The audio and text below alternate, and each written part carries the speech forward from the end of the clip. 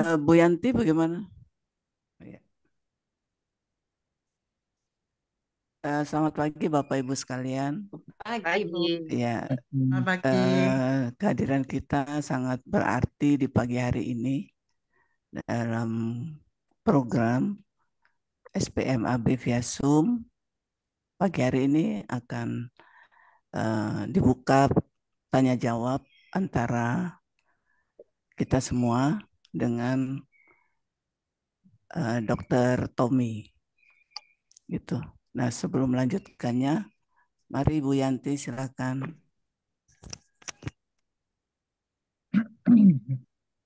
Cik, cik, cik, cik.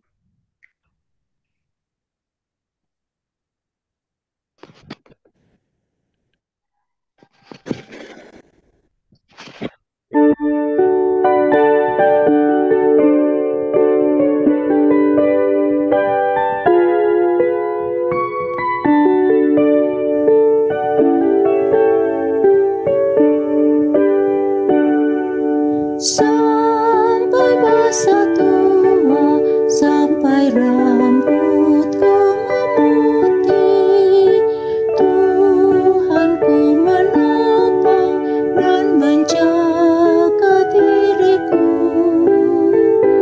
Walaupun tubuhku semakin tak berdaya, tetap ku bahagia, ceria penuh. Hatiku tenang, imanku pun teguh, harapanku bertumbuh, dan kasih pun penuh. Sampai masa tua dan memutih rambutku, Tuhan pasti menggendongku terus. Walau tiap hari tubuh ini makin rentah, namun roh dan jiwa masih kuat dan tegar. Ku tetap berbuah di ladang milik Tuhan, supaya hidupku pun menjadi berkat. Kaulah Allahku, Kau benteng hidupku, Kau keselamatanku dan kemuliaanku. Sampai masa tua dan memutih rambutku, Tuhan pasti menggendongku terus.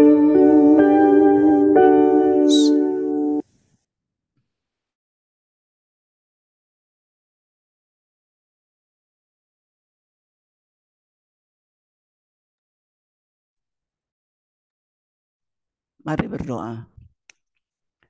Allah Bapa di dalam surga, kami berterima kasih kepadamu karena Engkau telah menyertai kami di pagi hari ini dengan tubuh yang sehat, dan kami berterima kasih kepadamu karena Engkau telah menjauhkan kami dari segala mara bahaya ketika kami menikmati istirahat malam yang telah Engkau karuniakan kepada kami.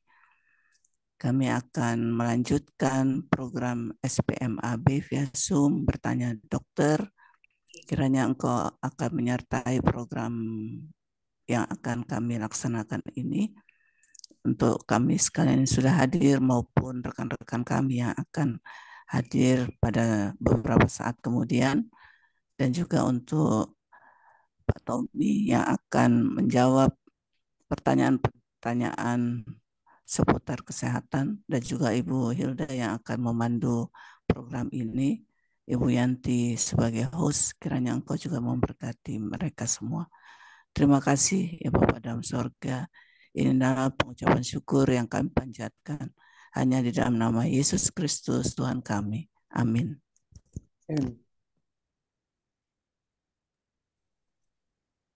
Selamat pagi Oma Upa, selamat pagi Bro and Sis. Kita berjumpa lagi dalam Selamat Pagi Dokter. Selamat pagi Dokter Tommy. Selamat pagi Bu Hilda, pagi.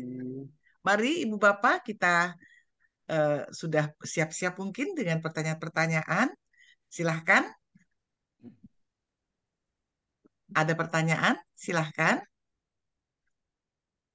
Saya pembuka boleh?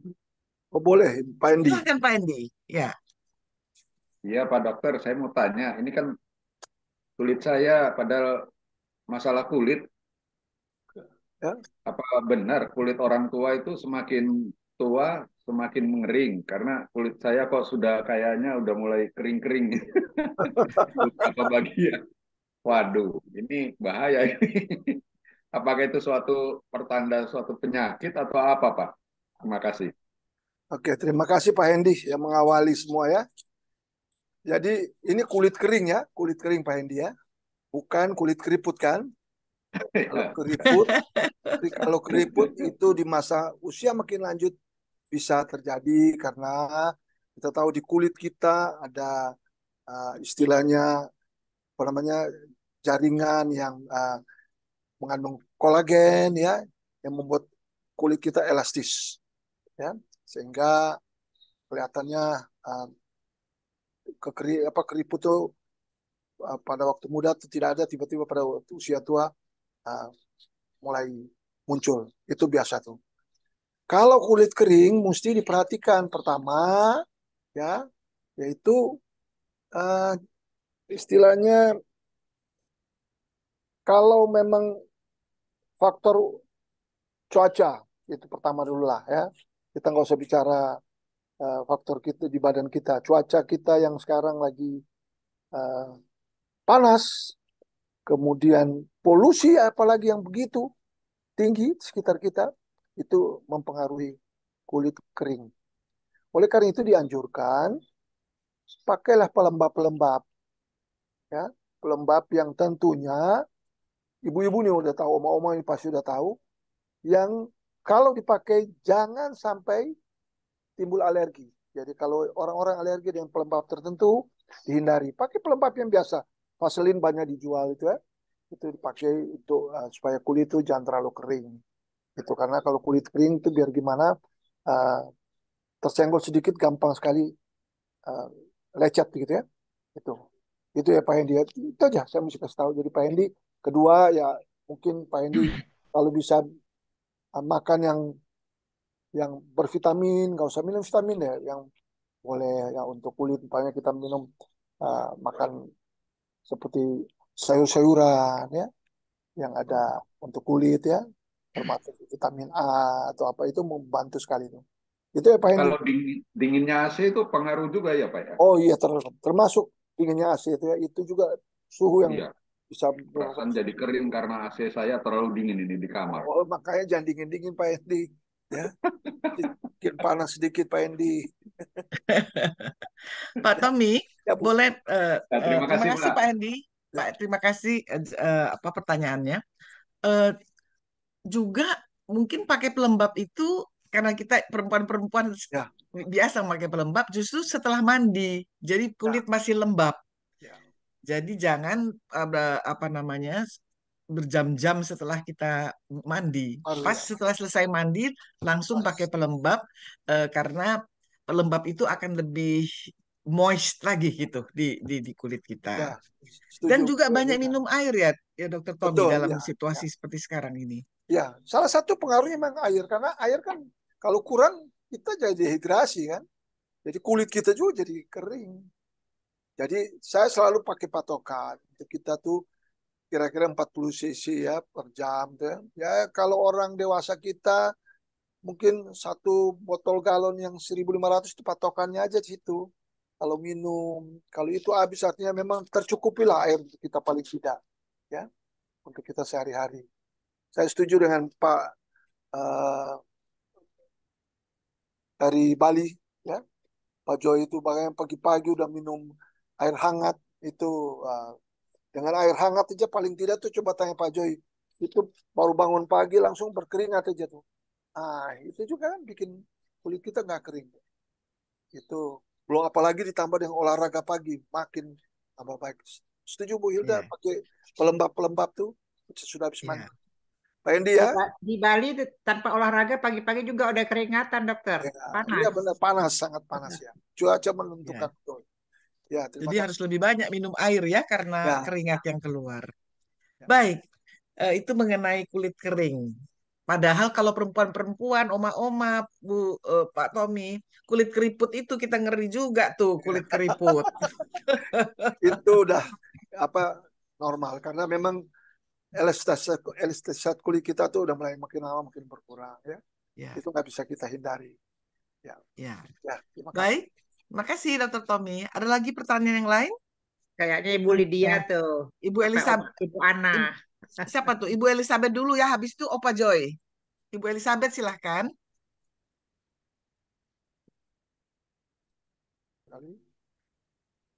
Ibu, Ibu Elizabeth masih ini. Tolong dibuka dulu mic-nya. Oh Ya. iya, iya.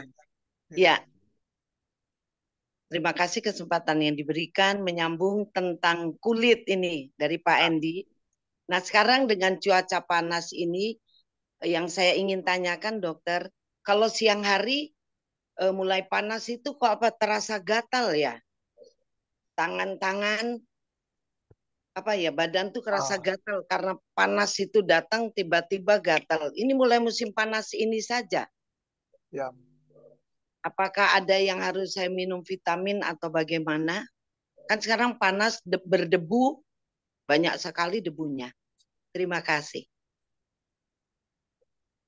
Gimana dok? ya, terima kasih Bu Elizabeth. Jadi ini untuk kita semua yang panas tadi Ibu udah bilang hati-hati debu-debu itu ya.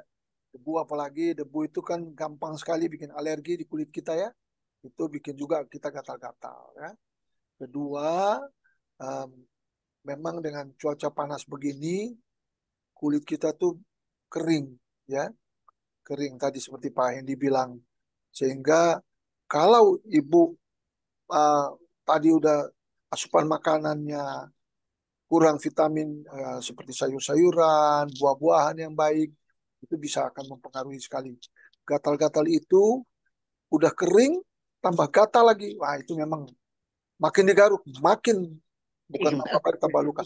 Jadi, Bu, ya saya kira sih kalau oma-oma, ibu-ibu pasti udah tahu. Rajin pakai pelembab aja. Pelembab yang normal aja untuk kulit ya. Tidak usah yang mahal-mahal, yang pokoknya Vaseline tuh ada yang cukup baik ya, tapi tergantung masing-masing orang. Yang perlu jangan sampai timbul alergi pemakai pelembab-pelembab kulit ya. Ya. Ya. Ya Bu. Ya. Terima kasih dok. Ya. Kita lanjut Opa Joy. Silahkan Opa Joy. Cirebon kebanyakan makan udang ini jangan-jangan. Ya Opa Joy. Silahkan Opa Joy. Selamat pagi Opa Joy. Waduh ini orang tua kita. Tolong Opa Joy, suara dulu Pak. mikrofonnya dibuka dulu Pak Opa Joy. Suaranya dulu Pak. Suaranya belum terdengar karena belum dibuka. Unmute ya.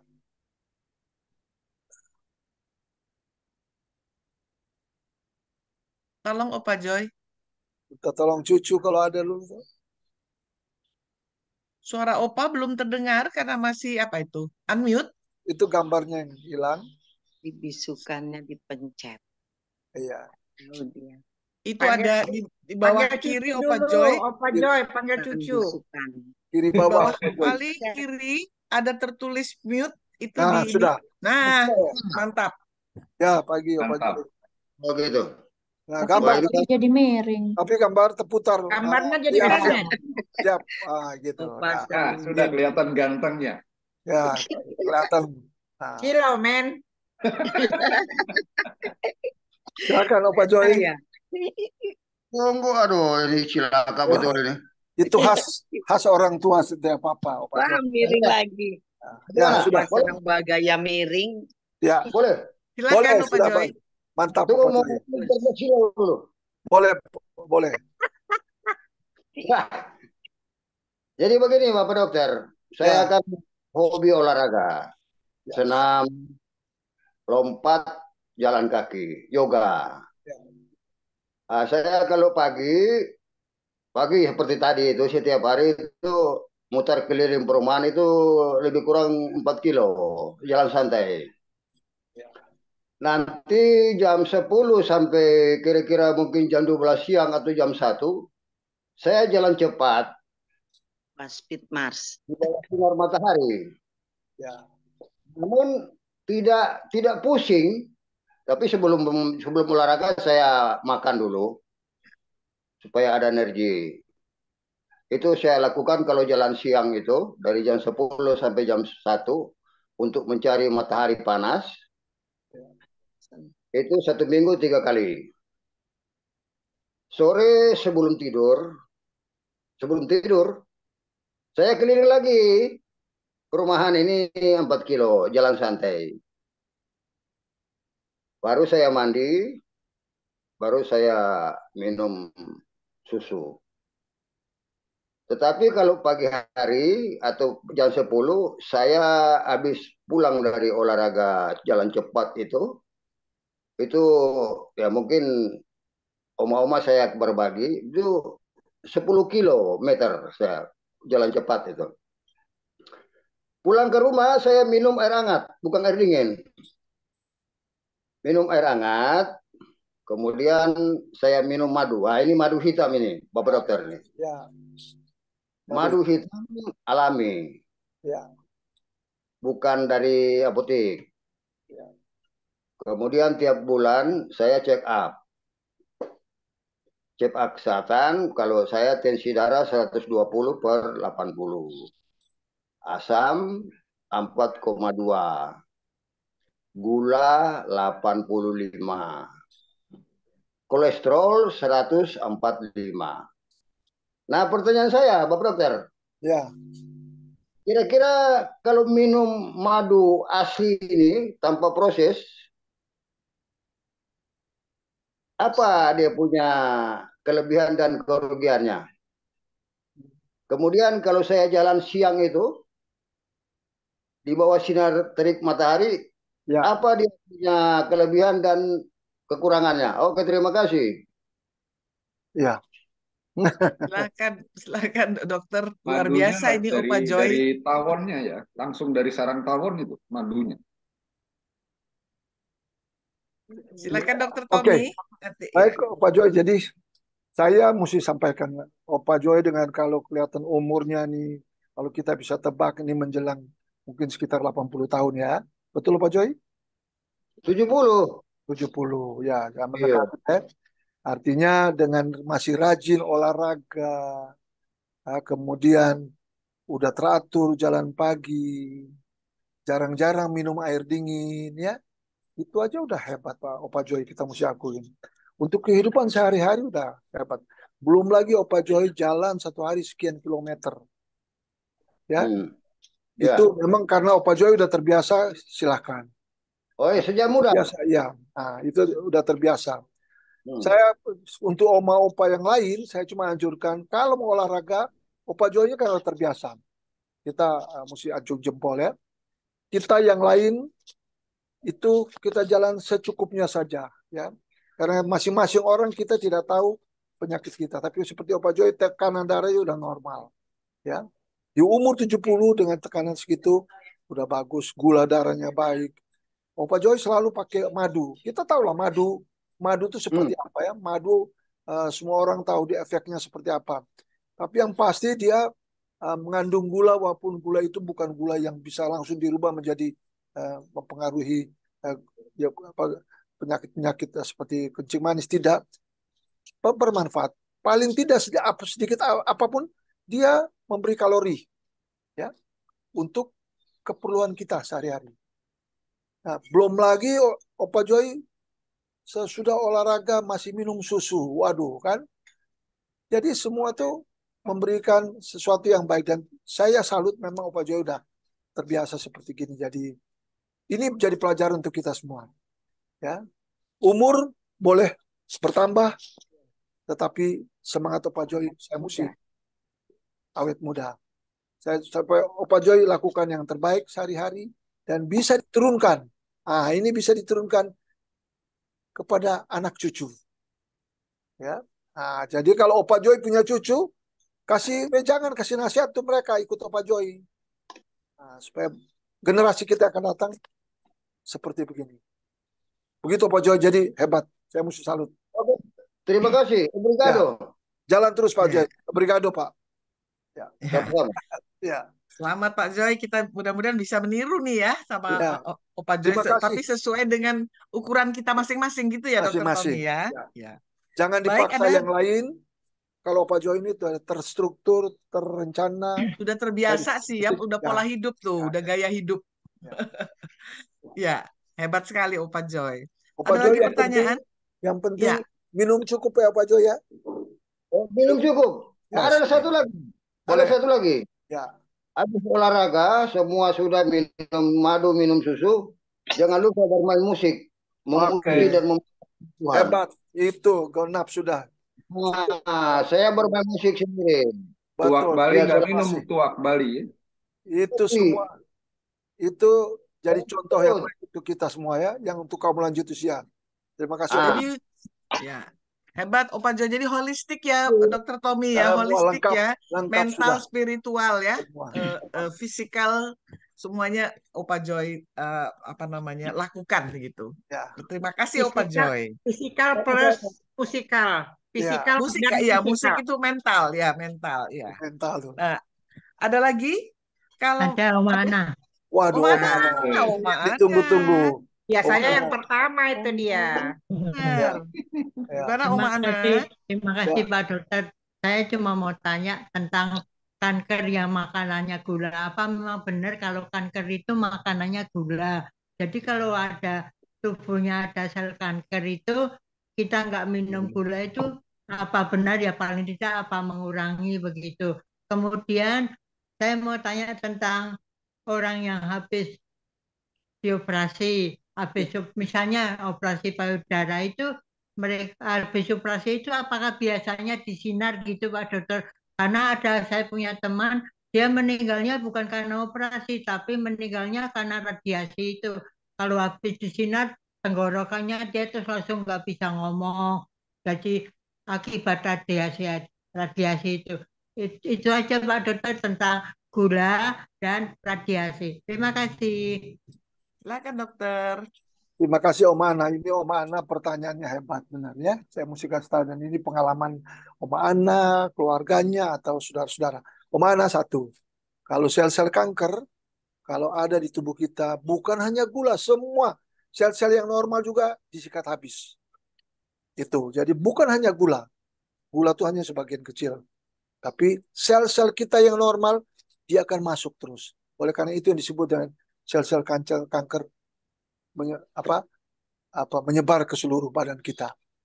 Apalagi kalau dia udah sampai ke liver atau hati kita, paru-paru kita, itu kan makin memberatkan ya. Jadi bukan hanya gula yang ada dalam badan kita, semua sel-sel yang ada di dalam badan kita yang normal, dia akan serang. Satu. Kedua, Oma Ana bilang tumor habis operasi, tumor payudara. Mungkin maksudnya tumor ganas di payudara ya. Kemudian tidak semua orang tumor ganas payudara sudah operasi dilakukan penyinaran atau pakai radiasi. Itu pertama saya mau kasih tahu untuk kita. Tergantung stadiumnya. Kalau stadium masih awal, mungkin dokter akan lihat belum tentu pakai radiasi. Kemudian jenis daripada tumor ganasnya juga ada bermacam-macam.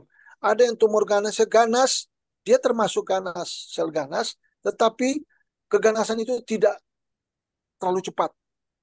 Jadi agak lambat. Ada yang keganasan walaupun stadium awal tapi terlalu ganas. Itu berbeda. Jadi dokter juga akan lihat. Saya mesti kasih tahu untuk kita semua. Untuk seperti tumor payudara kita mempunyai 4 modal untuk pengobatan. Pertama, kita operasi. Kedua, kadang-kadang harus diradiasi. Tidak semua ya. Harus diradiasi atau disinari. Yang ketiga, harus dikasih obat-obat kemoterapi, obat khusus untuk menyerang sel-sel tumor ganas itu.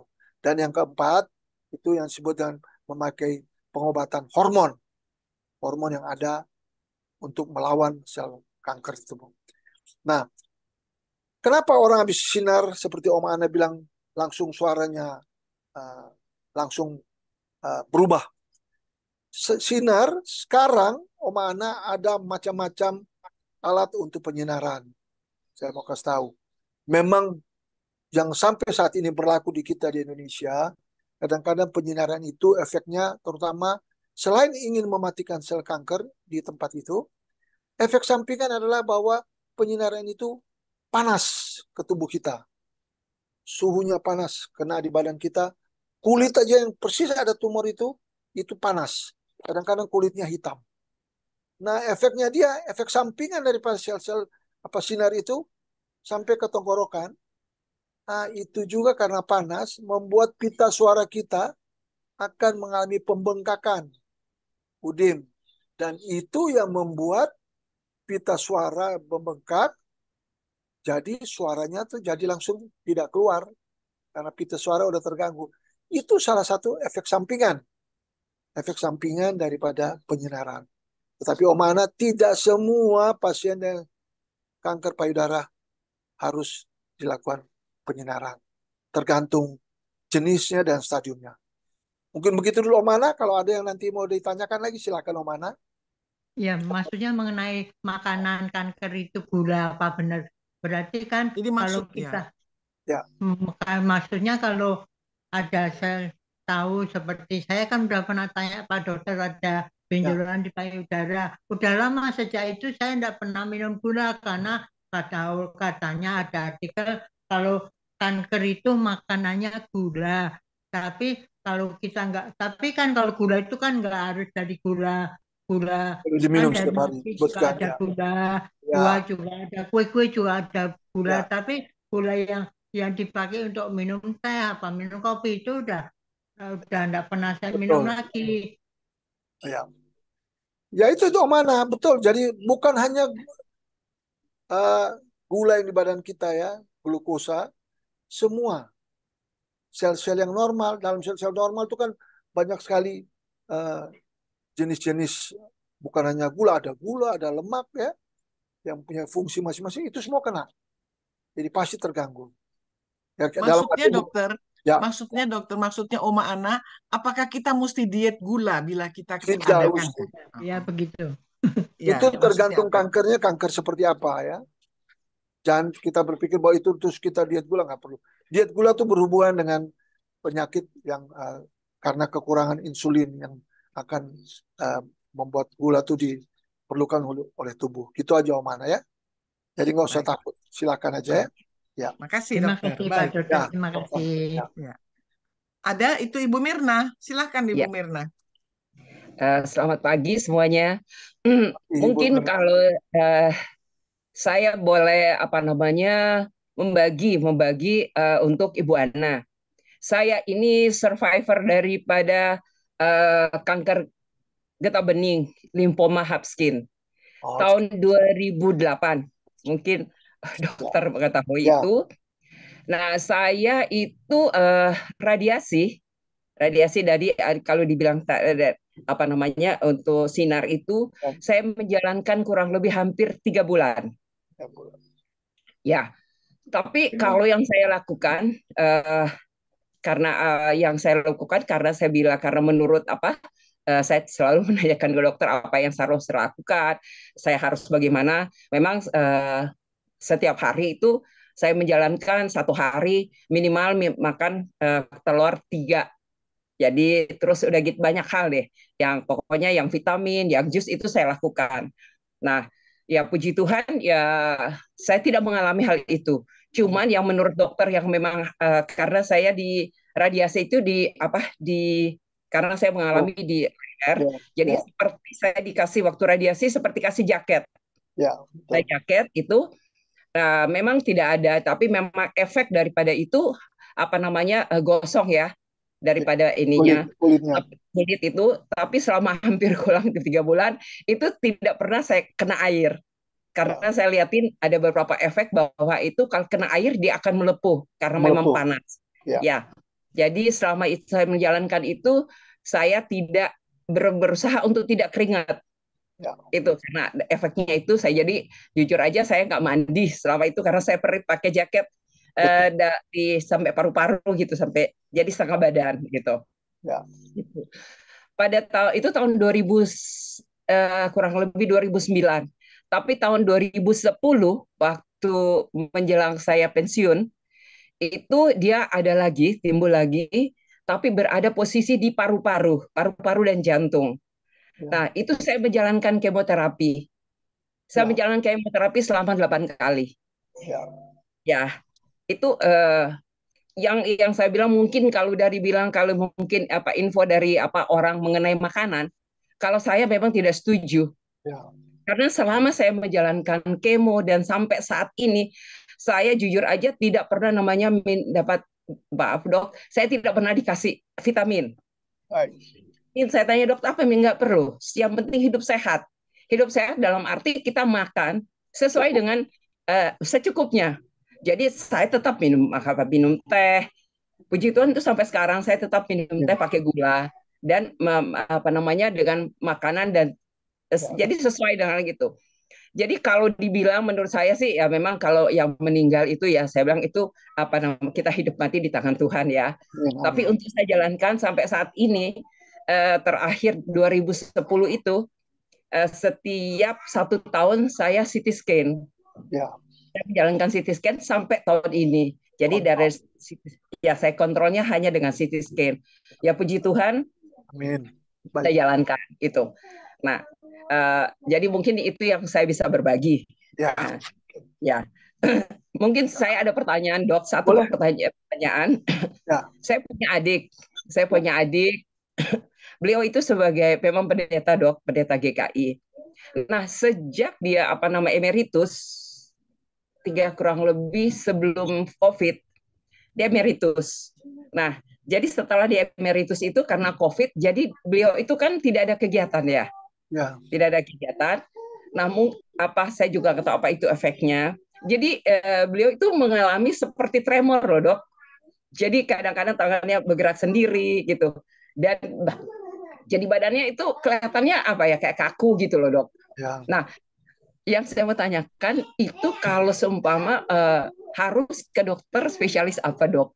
Karena saya pikir saya kasihan gitu. Saya kebetulan maaf dok, kebetulan saya bertemu posisi sekarang saya masih di Bali. Saya bertemu beliau di Bali, tapi dia sebenarnya sih GKI di Bandung ya dok. Nah itu saya liatin langsung. Saya pikir, aduh, ini gimana? Makanya saya mesti tanya dokter untuk saya sampaikan ke beliau. Kamu harus ke dokter ini, takutnya kan mengadvis orang salah ini. Makanya sebaiknya mungkin itu dok saya tanyakan harus ke dokter mana gitu dok. Ya terima kasih dok, selamat pagi.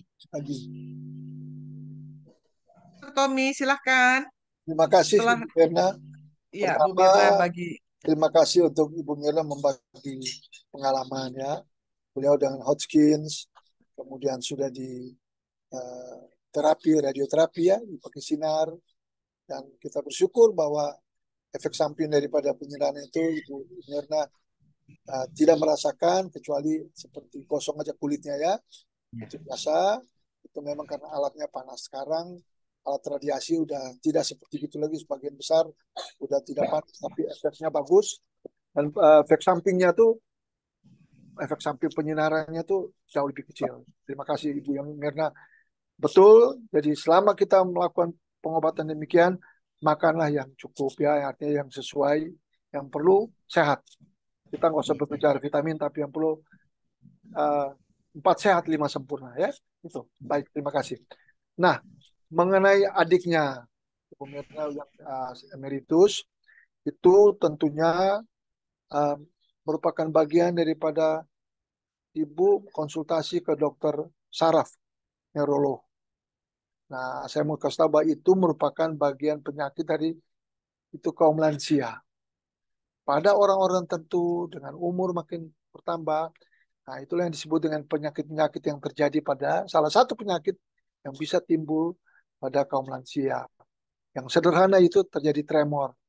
Ya, Ibu Mirna perhatikan tremor itu timbul kalau dia lagi duduk diam tanpa bekerja apa-apa, kelihatan seperti bergetar semua. Kalau itu yang terjadi, itulah yang disebut dengan salah satu gejala penyakit Parkinson.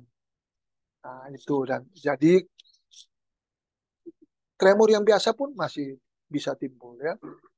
Oleh karena itu, konsultasi dengan dokter neurolog saraf. Nanti dia akan kasih ada obat-obat untuk dapat mengurangi ya.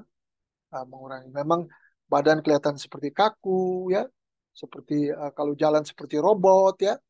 Kemudian itu merupakan, oleh karena itu saya bersyukur untuk lansia selalu saya katakan bahwa harus kita mesti selalu semangat. Itu yang paling utama. Sehingga otak kita tidak pernah berhenti. Ya. Karena kalau tidak akan timbul penyakit-penyakit yang kita takutkan pada kaum lansia. Ya, Ibu Mirna ya, dokter saraf neurolog yang ada. Ya. Itu. Ya, terima kasih dok. Ya, terima kasih. Jelas ya Bu Mirna ya, ke dokter saraf ya. Ya, saya tahu kenapa. Karena suami saya juga Parkinson, tapi tidak tremor, tidak tremor. Tetapi ada kekakuan di kaki, wajah juga, tapi tidak tremor. Tangannya tidak tremor, karena masih bisa melukis gitu. Jadinya, tapi tetap semangat tuh seperti Dokter Tommy katakan. Semangat itu memacu juga semua sel-sel di otak kita ya, Dokter Tommy ya. Betul, ya. Kalau banyak diam, itu yang mesti hati-hati Bu Mirna. Ya, nggak boleh diam. Dan itu memang kejadian pada waktu COVID karena kita semua dilarang untuk keluar dari rumah, kegiatan semua dikurangi. Nah itu sering sekali muncul tuh pada usia-usia lanjut. Ya, oke Ibu Mirna, mudah-mudahan dapat bermanfaat untuk adiknya Ibu Mirna ya. Terima kasih dok. Ya. Ya, silahkan kalau ada pertanyaan lagi. Ada, dokter?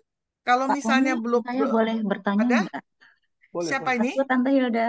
Kak Yanti, silakan. Ya. Tadi yang tentang tremor itu, Pak, itu sebenarnya yang diserang itu adalah lansia atau bisa tidak lansia? Kalau soal tremor, kadang-kadang kita yang masih muda aja bisa tremor. Memang itu udah kebiasaannya. Itu apa sebabnya ya, Pak? Memang dia kadang-kadang istilahnya dari kebiasaan dia dari muda. Ya, oleh karena itu kalau itu timbul nanti mesti ke dokter saraf dicek nanti apa yang terjadi. Apakah ada di bagian otak, bagian daripada otak kita ini kan hebat benar, masing-masing punya pusat-pusat ini ya. Apakah pusat itu pernah mengalami suatu cedera atau apa ya? Itu nanti dicek secara mendalam. Itu yang sederhana saja ya. Jadi pada orang muda kita lihat aja bisa tremor, Pak. Ya, seperti tadi melukis saja susah, menulis susah, tapi itu bisa terjadi. Jadi itu mesti dicek lebih mendalam supaya bisa tahu asal usulnya kenapa begitu. Itu Bu Yanti. Tidak semua, tapi ada saja orang yang bisa seperti itu. Tapi sebagian besar kalau menyerang pada usia lanjut ini merupakan penyakit-penyakit pada orang yang kaum lanjut usia. Itu Bu Yanti. Oh iya, terima kasih ya Dokter Tommy. Tapi Bu Yanti nggak tremor kok, nggak aman. Nggak ada temen-temenku umurnya ya nggak jauh dari aku lah 50-an. Oh iya. Itu udah kena tremor perempuan. Bisa ya. Gitu. Nanti dicek dulu ke dokter saraf, dicek otaknya, mulai dari rekaman otak, kemudian nanti CT scan, itu bisa dilihat nanti ada sesuatu atau tidak penyebabnya. Oh iya. Kita nggak tahu ya penyakit apa yang ada pada dia. Itu aja. Oke. Ya. Terima kasih Pak Tommy. Terima kasih Tante Hilda. Terima kasih. Hati ada saya lagi suka pertanyaan? Tremor juga deh hati saya. Pak Hendy. Bu Lena. Ya, Pak Hendy. Kalau Pak Hendy tremornya di hati, di jantungnya. Bu Lena tolong tanggapi Bu Lena tuh. Ya. Baik, kalau misalnya ada pertanyaan lagi, kalau nggak ada saya ini Dokter Tommy. Ya, tadi boleh. Ibu Sugiarti masih juga ada di kita, tapi tidak kelihatan wajahnya, mengatakan dia lagi sakit pilek batuk. Pertanyaan saya, Dokter Tommy, apakah batuk pilek sudah beberapa hari karena COVID sudah menjadi sudah ada di tengah-tengah kita, tetap masih di tengah-tengah kita, agar supaya keluarga tidak terjangkit karena kita khawatir COVID, apakah memang kita masih tetap perlu antigen, dokter? Untuk mengetahui apa kita ini COVID atau tidak, supaya anggota keluarga kita tidak terkena.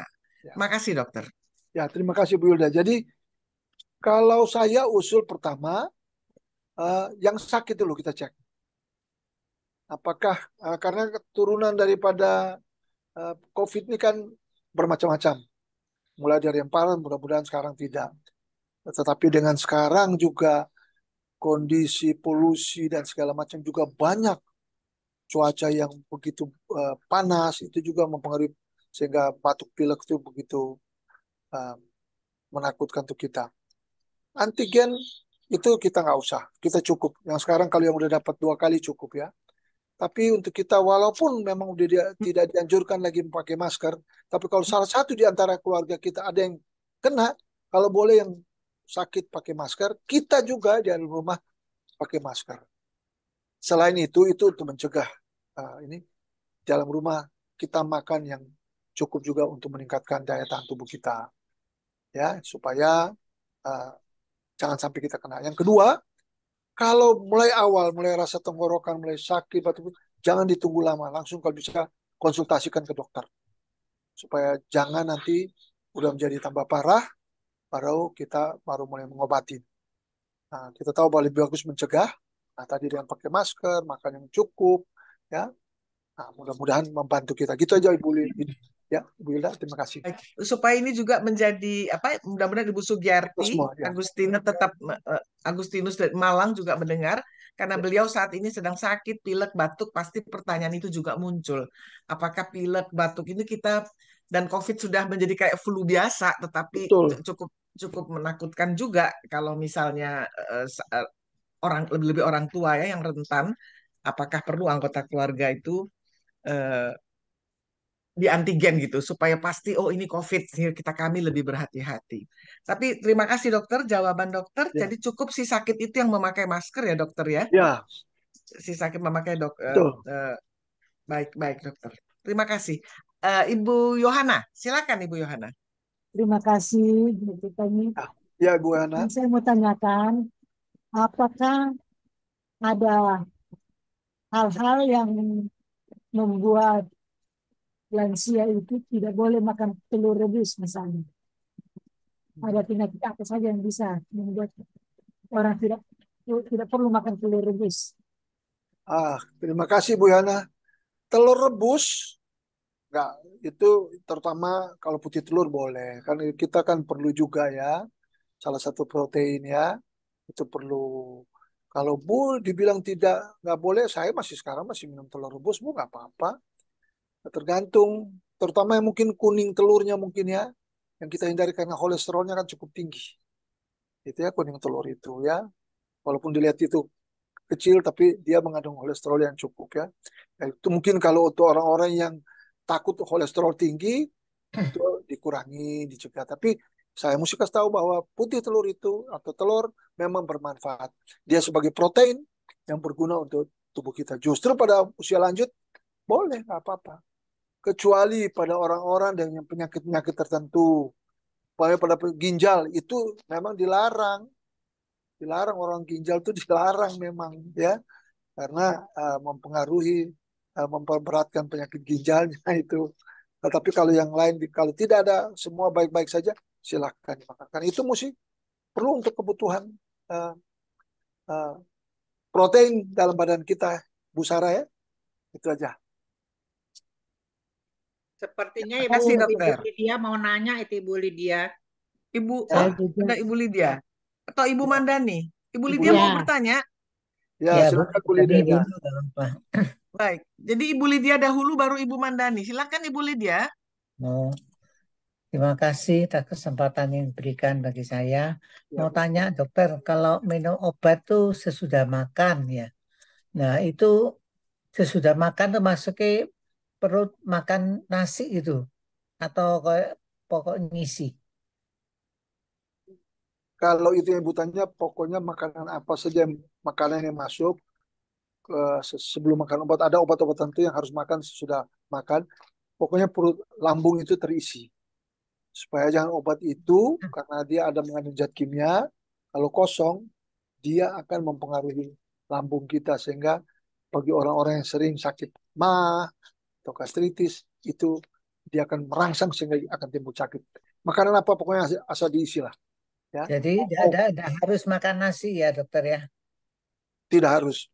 nasi boleh, ada roti boleh, mari regal boleh, kue apa boleh, silakan. Ya. Terus ini kalau sebelum sebelum makan itu kadang-kadang sering lupa saya. Kalau kalau sebelum makan minum obat seperti obat lambung, saya kan sekarang ini minum Ya, lansoprazol ya. lansoprazol. Ada juga obat yang memang diminum harus sesudah makan, tapi ada obat yang memang dianjurkan sebelum makan. Itu ada yang kalau sebelum makan lansoprazol itu mungkin sebelum makan disuruh itu untuk ya Iya, ini sebelum iya sebelum makan suruh ya minum. Tapi betul, kadang-kadang lupa dokter. Jadi kalau lupa sesudah makan saya minum. tak apa-apa. Artinya sebelum makan memang fungsinya dia untuk kalau sebelum makan tuh dia menutup uh, zat asam lambung supaya jangan sampai produksinya berlebihan ya. Dan itu tujuannya dia kan. Tapi kalau ibu lupa ya sekali-sekali ya, namanya orang lupa enggak masalah. Yang perlu diminum ya secara teratur supaya betul-betul mengarah kepada perbaikan, jangan ada keluhannya aja. Boleh aja Bu, nggak apa-apa. Ya, kalau minum obat tuh harus tepat ya dokter. Itu yang saya tidak bisa dokter. Kalau bisa tepat karena ada obat yang memang harus umpamanya 2 atau 3 kali sehari. Ada yang bilang kalau kita hitung artinya jangan dibikin seperti matematika 2 kali sehari artinya tiap 12 jam. Tidak demikian juga. Tiap obat tuh ada masa berapa lama dia bekerja. Ya kalau 2 kali sehari kita udah mau tidur minum sekarang lupa lewat sedikit masih bisa, kurang sedikit masih boleh. Itu jadi jangan kita bikin harus jam 12 malam terbangun hanya untuk minum obat. Jangan begitu juga, kasihan terganggu kan kita tidur kita. Jadi diatur kalau 2 kali sehari, satu umpamanya jam 8 pagi, satu jam 10 malam sebelum tidur diminum gitu ya. Ibu atur aja supaya tidak ini. Besok pagi pindahkan ke jam 6 supaya jangan mengganggu waktu kita beristirahat ya. Itu aja. Tapi itu cuma dokter bilang kalau kurang sedikit ya. Banyak-banyaknya saya itu sampai 1 jam setengah baru ingat. Apa-apa Bu, masih ingat ya udah bagus Bu, namanya juga lansia Bu, nggak apa-apa, nggak usah tergantung Bu, yang perlu Ibu minum ya. Gitu. Makasih. Jangan yang 2 kali dibikin 4 kali, jangan. Iya. Oke Bu ya. Mudah-mudahan ya Bu Lydia ya. Ya, makin cemas malah lebih bagus nggak cemas. Ya, Bu Lydia, cemas malah jadi sakit. Betul. Dan tambah stres Bu. Minum obat stres nanti. Cukupnya ya Bu. Iya. Stres itu yang menyebabkan ibu mahnya tuh makin bertambah Bu. Jangan. Tadi dibilang Ibu, Ibu Hilda jangan tambah stres Bu. Iya. Ya Bu ya. Ya. Ya, terima kasih dokter. Oke Bu, cepat sehat ya Bu. Ya. Silakan Ibu Mandani. Ya, Ibu Mandani. Ya, Blitar ya. Selamat pagi dokter, terlambat ini tadi. Apa-apa Bu ya. Iya, mau tanya dok, kita makan telur setengah matang atau yang matang, mana yang bagus dok? Kalau saya memang yang bagus yang matang. Ya. Tapi kalau kadang-kadang kebiasaan kita juga untuk setengah matang silahkan saja. Yang penting bahwa makan telur itu tidak menyebabkan efek alergi. Ada orang yang alergi, jangan ya. Itu aja. Silakan Ibu yang sukanya mana. Ya, kebiasaan mana boleh ya. Gitu. Ya. Memang kadang-kadang kalau setengah matang ada zat tertentu dalam telur yang kadang-kadang mempengaruhi. Ya, mempengaruhi. Takutnya masih ada bakteri ya, dokter ya. Betul, itu aja. Kalau nggak ada ya. Oh gitu, ya. Terima kasih dok. Jadi paling aman yang matang-matang aja nih Bu Mandani. Iya. Jeruk matang, pepaya matang, telur matang gitu. Pak dokter. Ya Bu. Putih kuning nggak masalah ya dok ya? Boleh. Kalau Ibu nggak ada kolesterol nggak apa-apa, kuning itu kolesterol. Kolesterolnya hati-hati ya. Itu ya. Sekali-sekali boleh lah Bu ya. Pak dokter mau tanya tentang telur Pak dokter. Ya. Pak dokter, tadi Pak dokter bilang kalau makan telur itu ada asal jangan sakit ginjal. Berarti kan kalau orang sakit ginjal itu tidak boleh makan telur rebus begitu? Jadi Bu, ada penyakit ginjal tertentu oleh dokter penyakit dalam selalu dikatakan kurangi ya makan protein-protein. Termasuklah di situ telur. Telur kan cukup banyak proteinnya. Jadi Kalau itu dia bilangnya salah satu telur, karena itu yang begitu gampang untuk kita capai, untuk kita makan. Makanya dikurangin supaya tidak membebani penyakit ginjalnya gitu, Oma Ana ya. Tapi kalau Oma Ana sehat-sehat ya tidak usah, nggak ada dikurangi. Iya, saya kaget tadi Pak Dokter kok bilang kalau orang sakit ginjal nggak boleh makan telur rebus. Betul. Padahal saya itu sering makan telur rebus. Jadi kan saya tanya gitu ya. Kan nih, Bukan Oma Ana kan tidak punya sakit ginjal, ya boleh aja dong. Gitu ya, terima kasih. Oma Iya Ana ya. dong, iya. Ya. Jadi biang keroknya itu bukan telurnya, tapi proteinnya. Kan begitu. Proteinnya. Iya. Jadi kita nggak makan telur tapi makan daging banyak, ya sama juga Sama salah juga, gitu ya. untuk ginjal. Gitu, Tapi Oma yang Ana paling maksud. gampang itu kan telur. Ada apa-apa telur. Telur kan yang paling sederhana, gampang. Itu Ceplok maksudnya itu telur, ya. dadar Iya. telur, telur Iya. gulung. Ya, ya. Ya. Ada lagi pertanyaan? Jangan Kesian si overthinking telur ya. nanti ya. Ya, Padahal proteinnya Oma Ana maksudnya. betul. Silahkan yang lain ada? Ada pertanyaan? Ada Ibu Sri Rahayu. Silakan Ibu Sri Rahayu. Ya sudah. Selamat pagi Pak Dokter, Ibu Pagi. Eda. Ya, Selamat pagi. Terima kasih untuk kesempatan ini. Saya Sama-sama. hanya untuk menyampaikan berbagi seperti yang tadi disampaikan, batuk pilek. Ya. Kebetulan kemarin kami sama cucu-cucu batuk pilek, kemudian sampai malam itu mengigau, dibawa ke dokter. Kemudian kena lagi, yang adiknya juga begitu. Terus saya juga kena. Ini yang pertama, cucu tuh sampai lehernya sakit. Eyang sakit sini, Eyang sudah dipijat nggak salah semua. Bukan begitu, nggak salah. Sini sakit sini. Kebetulan saya sudah sampai saya mau ke tempat cucu yang di sini Indramayu. Apa saya harus berangkat atau tidak? Tapi saya rasa saya pakai masker terus. Saya tetap berangkat kemari. Berapa hari sini sakit sekali sampai leher. Dikirain gini kaku. Aduh kayak kayak kena ini apa tetanus apa tahu tetanus kan beda gitu kan sampai pikirannya begitu ya. Terus ya Tuhan tolong ini kenapa, terus besok 2 hari itu nggak bisa ini sakit nggak bisa ini sini tambah batuk gitu. Saya suka anak-anak suka bilang saya termasuk malas makan obat. Jadi pakai garam saja. Saya kalau lehernya sakit pakai garam, dikumur-kumur, air hangat buang. Itu sudah melegakan sekali. Kelewatan saya minum Coca-Cola. Walaupun diomelin anak tetap hidup. Cuman saya obat tetap saya berkurang. Saya malas makan obat. Jadi saya mau tidur saya minum susu beruang. Ya. Itu saja. Brand ya. Ya. Ya. Itu yang saya sampaikan. Terima kasih Bu. Ya. Apa Silakan. itu termasuk COVID yang baru atau memang batuk pilek memang sedang menyerang? Terima kasih untuk kesempatan ini saya sampaikan. Untuk telur juga cucu saya sekarang makan telur tiap hari 2 kali makan. Putihnya hanya putihnya saja, kuningnya kadang-kadang dibuang, jangan musuh Eyang. Jadi Eyangnya yang makan kuningnya. Agak terbalik ya. Terbalik ya. Nah itu ada cucunya kelihatan tuh. Aduh. Ya, jadi Ibu Ini tadi bilang kan Eyang kalau mau bicara Eyang pencet katanya gitu. Ini lagi pencet kalau halo. Pencet halo. Oh, begitu cucu dampingi ya. Ya. Aku yang lagi pencet. Iya. Ya, terima kasih Ibu Sugiyarti pengalamannya, silakan ya. Sri Rahayu.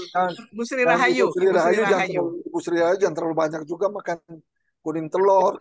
Cuman makan biasa kan kita kalau ketemu sama cucu, sisa makanan cucu kita yang makan kan. Iya, betul. Itu ya, memang demikian, tapi kuning telur demikian. Terima kasih Bu untuk pengalamannya ya. Bagus itu ya. Ada lagi? Ada lagi?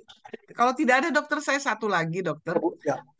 Saya mau menanyakan kan anak-anak kita ini kan juga sudah usia 40, 50, 40, 50 Ya. dan mereka sudah ada yang mau menopause ya dokter ya. Saya ingin menanyakan anak saya ini pernah COVID yang sebetulnya tekanan darahnya itu rata-rata kami di keluarga itu rendah sebenarnya. 110, 120, 100 pun kami masih oke gitu. Tapi begitu kena COVID, dia kemudian tekanan darahnya naik 140, 150 sehingga mesti minum obat-obatan tekanan tinggi.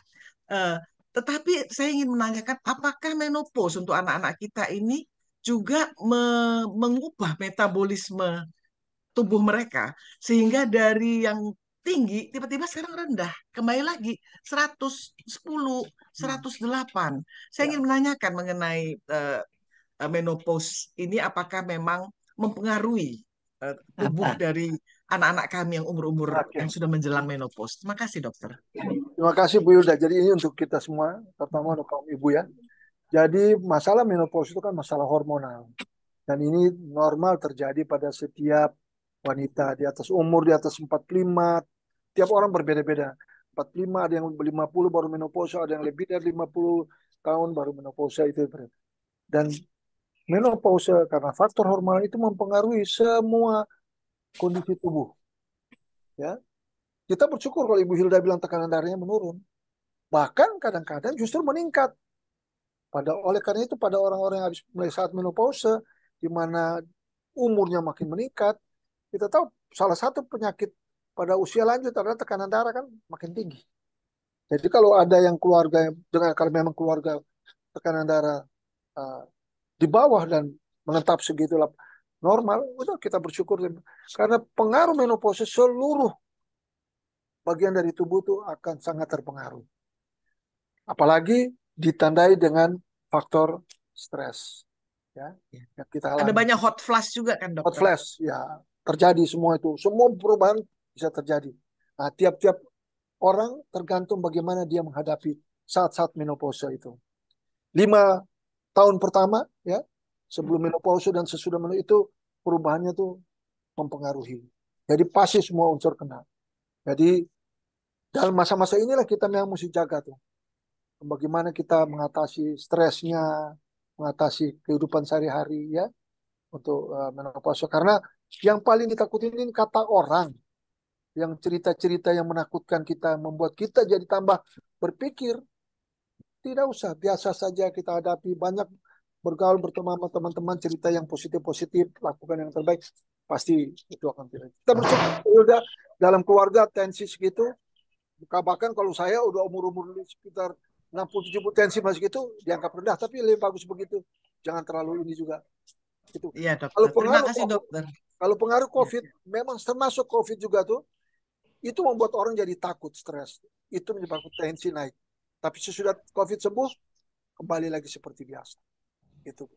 Ya, terima kasih dokter. Karena apapun kami sebagai oma opa kan mendampingi juga anak-anak kita yang berusia menjelang menopause ini, dokter. Terima kasih. Ibu Bapak, kalau tidak ada pertanyaan lagi, kita memang sudah jam 7 lewat. Ya. Kita selesaikan pada ini. Tak ada pertanyaan lagi. Baik. Terima kasih sekali ibu-ibu, bapak-bapak. Kita sudah share juga ya di sini banyak pengetahuan yang kita terima dan yang bisa kita jalankan dalam kehidupan kita agar supaya kita tetap pola hidup yang sehat. Lebih-lebih saat ini ya polusi Jakarta bahkan disebutkan ya dokter ya dan ibu-ibu bapak sekalian, dengan polusi yang seperti ini kita itu dikurangi 4,5 tahun kalau menurut Kompas. Usia kita dikurangi sampai 4,5 tahun dengan polusi udara yang sangat buruk ini untuk Indonesia. Bahkan terburuk juga di dunia. Begitu menurut Kompas. Ibu-ibu bapak sekalian, kita selesaikan. Terima kasih dan salam sehat semuanya. Ya. Salam sehat. Kita bertemu 2 minggu lagi. Silahkan, kita akan kembali kepada host Kak Yanti dan Ibu Audrey. Silahkan. Ya, terima kasih Ibu Hilda, Pak Tommy, dan Bapak Ibu sekalian yang sudah hadir maupun yang sudah sharing pengalaman. Begitu itu akan memperkaya kita semua. Sebelum kita melanjutkan aktivitas masing-masing, mari kita bersatu di dalam doa. Kita berdoa. Bapa di dalam sorga, kami berterima kasih kepadamu ya Bapa, karena selama 60 menit kami telah duduk bersama mengemukakan pengalaman kami melewati masa-masa sulit ketika kami mengalami sakit yang berkepanjangan, dan juga kami mengalami sakit saat ini seperti Ibu Sugiyarti dan juga Ibu Lydia. Bahkan kami pun boleh menanyakan tentang kesehatan kami, seputar kesehatan kami, yaitu pengalaman dan pertanyaan dari Pak Endi Hitipeu, Ibu Elizabeth, Opa Tindage, Oma Ana, Ibu Mirna, dan Ibu Yanti, Ibu Yohana Sarah, Ibu Mandagi, dan Ibu Sri Rahayu, bahkan Ibu Hilda juga sempat bertanya juga. Kami berterima kasih kepadamu ya Bapak untuk kesempatan yang sangat berharga yang telah Engkau karuniakan kepada kami. Mari Bapak mengajarkan kami untuk senantiasa menerapkan pola hidup sehat, karena dengan tubuh yang sehat maka kami dapat melanjutkan aktivitas kami di hari-hari tua yang telah Engkau anugerahkan kepada kami. Biarlah Engkau memakai kami juga menjadi berkat dimanapun Engkau hadirkan kami, baik di tengah-tengah rumah tangga kami maupun di sekitar tetangga-tetangga kami, bahkan di tengah persekutuan, bahkan juga kehadiran kami di tengah masyarakat. Kami berterima kasih melalui pengetahuan yang telah Dr. Tommy bagikan kepada kami sekalian, itu akan memperkaya pengetahuan kami juga. Dan Ibu Yanti yang telah menjadi host, bahkan Ibu Hilda yang telah menjadi pemandu program ini, Engkau juga memberkati. Bapak yang Maha Kasih, kami akan melanjutkan kegiatan kami.